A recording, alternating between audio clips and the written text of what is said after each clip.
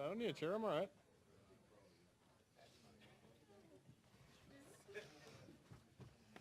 I was going to just stand, and then I was like, I don't know, should I just kneel?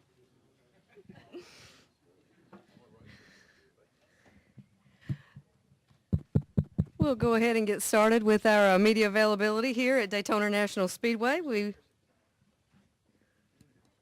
It's on. Working. Yeah, it's on. Settle down, Andrew. Everything's okay. The microphones are I hit on. the on button.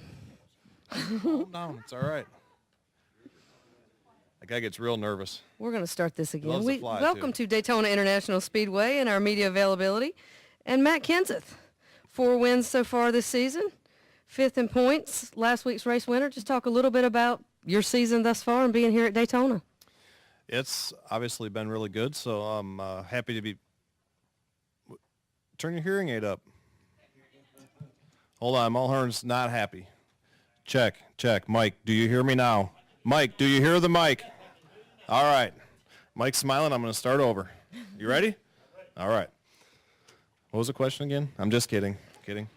Yeah, the season's obviously been really great for us. I think it's been better than any of us could have imagined. So excited to be back here at Daytona.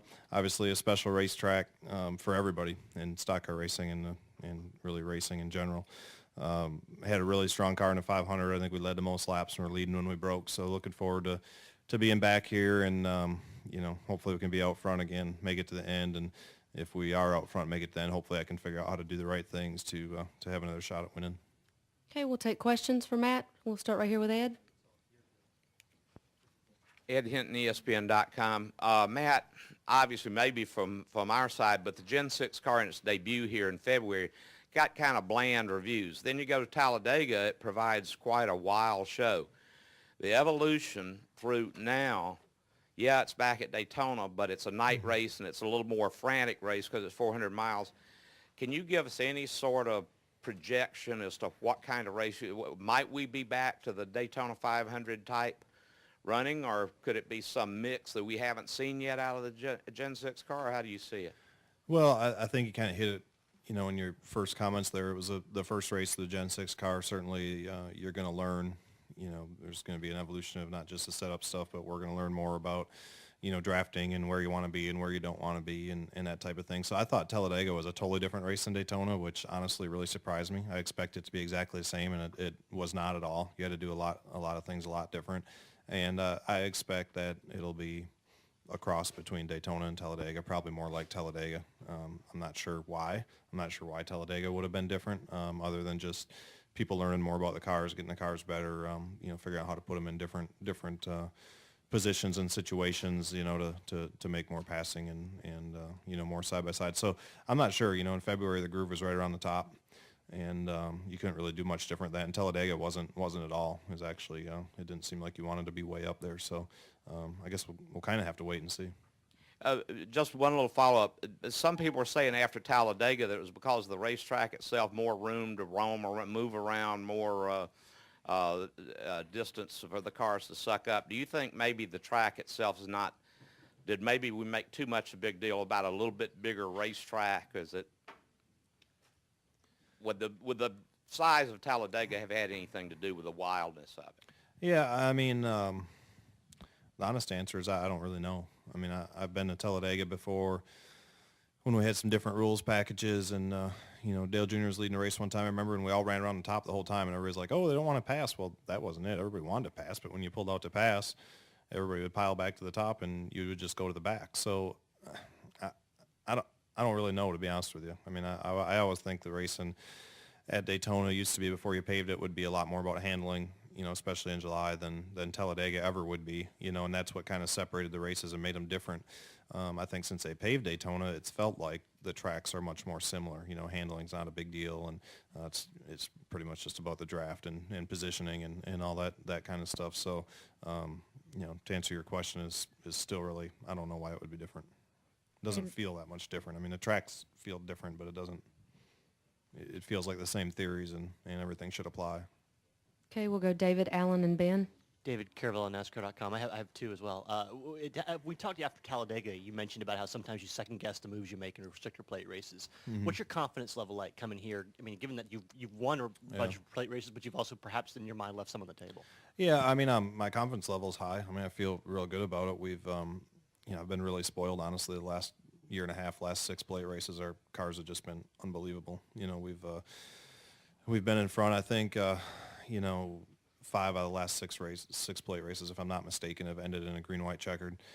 And I think 4 of them were probably leading, so it seems like when you run a while, it's just hard. When you do green and white checkers, you can sit and second guess it when it's over unless you win. But man, it's hard, and being a leader sometimes is even harder on them green and white checkers because, there's people hanging back and there's people getting momentum, and you can only see so much around you. You can't tell, like Talladega with David, when they got teamed up, there was no way to know 5 rows back that they were going 8 miles an hour faster than we all were. I mean, there's just no way to watch all that, and there's really no way to protect that or really to do anything about it. So it's tough, when you can run for a while and everybody's going basically the same speed, and they're getting little runs here or there that are 3 miles an hour, 4 miles an hour. I mean, that's a little bit easier to manage, but them green-white checkers, especially some guys in the back, they just get monster runs sometimes, and that's hard to protect from. And to follow that up, I mean, is it possible to learn from what you did or didn't do in one race and carry it over to another one, or is the situation just crazy every time out, and so it all kind of is a wash? Yeah, I always try to learn, but they're always different. So I might get my races mixed up here, but we last year, we were fortunate and we won the 500, and then Talladega, we were leading on a green-white checker and we lost Talladega, and I can't remember which it was, but it was because they're saying, oh, you didn't wait for Greg, and Greg and I were teamed up the whole time, and I didn't wait enough for him, got singled out, and I can't remember who passed us and beat us. I think it was Brad and Kyle, and then we go back to Daytona, and I'm leading in a green-white checker, and I slowed down to wait for Greg to let him push me. I kept slowing down. I couldn't get him attached back to me, and Tony passed us both, and I think he wanted to race. So, I mean, one way I did it once and lost another. That second time I did it the way I thought I should have done it the first time and lost too. So, I mean, I think you just got to not overthink it and just try to take your best guess where the momentum is and try to keep your car in the best spot you possibly can. I mean, you can't really control what everybody else is doing around you.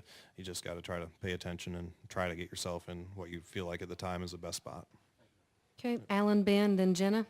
Alan Cavana, NASCAR.com. We heard a lot of frustration on Jimmy Johnson's radio last week after that restart. How much can frustration affect performance, and can a driver really be his or her own worst enemy? Well, I think every case and every driver and every situation is different. I mean, I think, over the last, I lose track of time, over the last month and a half, probably since Dover at least, I think Jimmy's been very frustrated with restarts. And I think, I think last weekend when I look at it, and obviously you're going to say I'm not objective because I was in the race, but I think he just didn't have good restarts. For whatever reason, his car wouldn't restart fast, and we've all had cars like that. Even when he was leading the race and he was a control car, the one time I started underneath him, I was still able to, stay even with him, get through the gears, and pass him through 1 and 2. And I thought he had the superior car, but just didn't take off real great on restarts. So I know that, he's had the fastest car there a couple times, Dover, and arguably probably had the fastest car last weekend and didn't get the win. And that's always really, really frustrating. I've been there a couple times this year. It's frustrating when you have something happen and you feel like you lead the race all day and you're in position and don't win. Can that be your own worst enemy, even yourself, as something goes wrong and psych yourself out? Well, like I said, everybody's different. It's hard to say. It's hard to look at Jimmy and the 48 and that team and say that there's anything wrong with anything they do. I mean, they've been, I said it a few weeks ago when you guys were all asking about, I think he's, when you look at what they've done, how can you argue they're not the best ever, with the numbers that they've put up since they've been doing it 8 or 9 years, however long it's been, I don't know. So it's really hard to pick anything apart about him as a driver or that as a program. I mean, they're pretty good. If you're going to have a chance to win a race or a championship, you always have to go through the 48. Okay, next question, and go ahead, Ben. Okay. Matt, Ben White with the Lexington NC Dispatch. Can you talk about Chicago? Is Chicago a good track for you? And then the second part of that is, what do you think the advantages are to starting the chase at Chicago?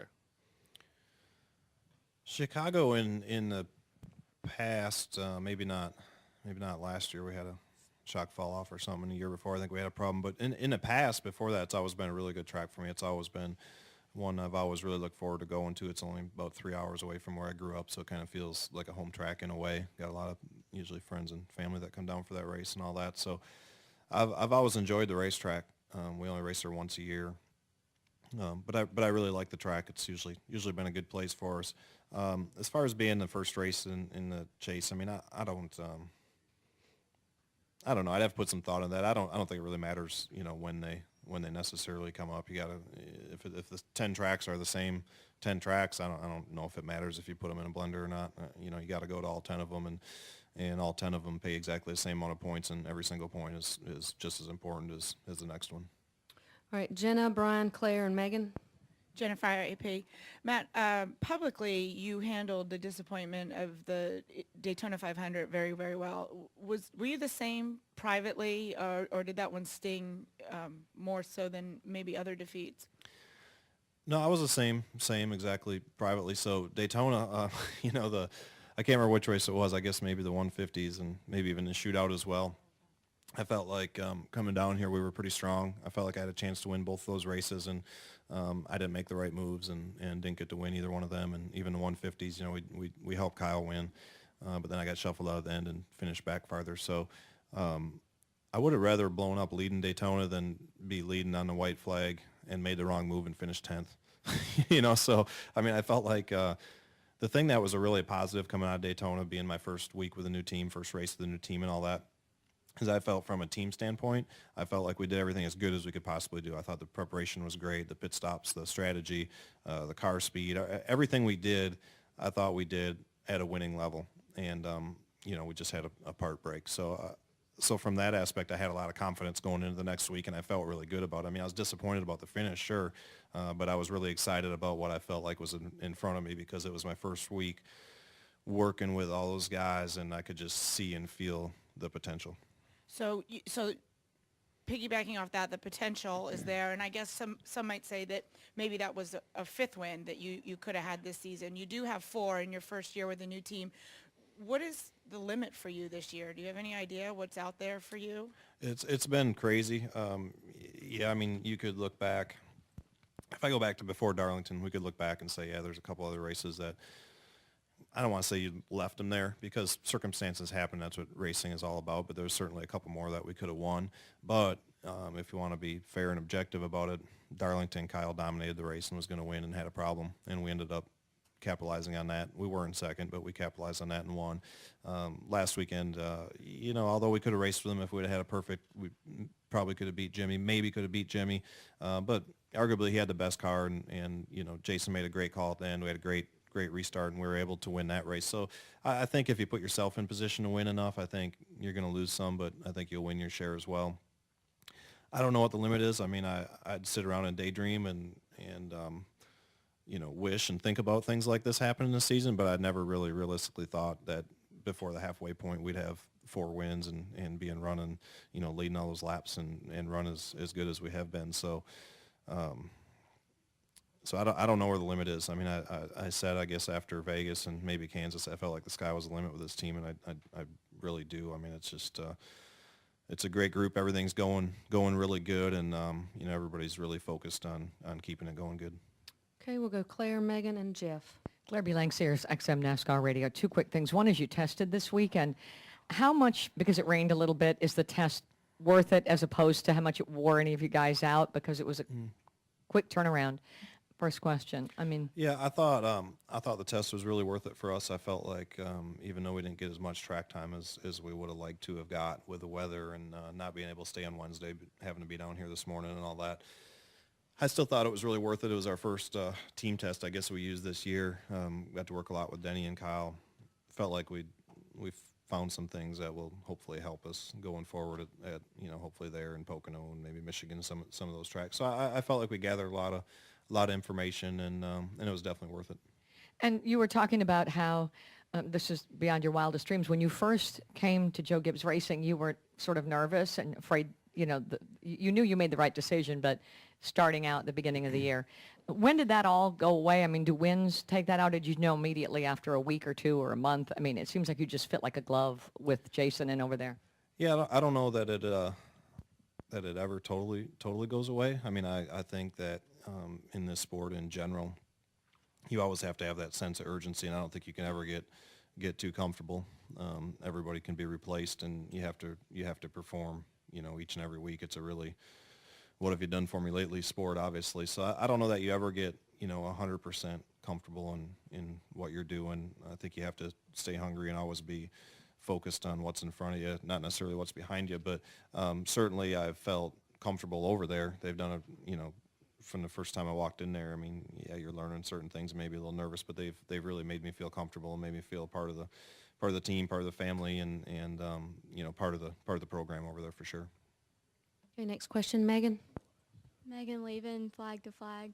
NASCAR is a sport full of tradition. Do you have a favorite NASCAR tradition or family tradition you look forward to? Oh, favorite NASCAR tradition. I guess probably kicking the year off of the Daytona 500. So I think test a little bit. When you come down for speed weeks, it's always I don't have the same thing we do every year necessarily, but coming down here and getting down here to kick the season off and driving through the tunnel and still realizing you're at Daytona and you get to run the Daytona 500 is always a really neat feeling and a cool tradition, way to start off the season. Okay, final question. Because of time, we're not going to be able to get all of the questions. We'll take from Jeff. I was here early. I know If you you would were. have been here early, we could have answered more questions. I know. Jeff Gluck I from wouldn't USA expect Today. any less I from think you. I'm that funny. Most people don't. Go ahead, Gluck Jeff. from USA Today. Carl, Kane, Hamlin, Boyer, Kurt, and Keselowski all are winless here. Why do you think that is? Here? Yeah. Man, I guess I can just start with one of them. Kurt is a great plate racer. He always has been. So that surprises me that you said Kurt hasn't won here. I think that, restrictor plate racing is just totally different. It's hard to even honestly really group it, with the other 32 races. I mean, it's just totally different. There's a lot that comes into play, a lot of circumstances that come into play. You got to have a fast car everywhere, but if you don't have a fast car here, there's absolutely nothing that you're going to do about it. I mean, everybody's wide open all the way around, so if your car's slow, what are you going to do about it? So, I think winning these races, there's a lot, I don't want to use the word luck, but there's a lot of circumstances that come into play to win one of these races than there would be at Charlotte or somewhere. Matt, thank you very much for your time. You are very That's funny. it? That's it. Did you only have one question, Gluck? So you're the first one that only had one question. Did you realize that? Well, no, she only had one question, too. Yeah, but Jenna had two. Mulhern couldn't hear me, so it felt like I was answering two. All right, see you guys. I got to leave now, I guess.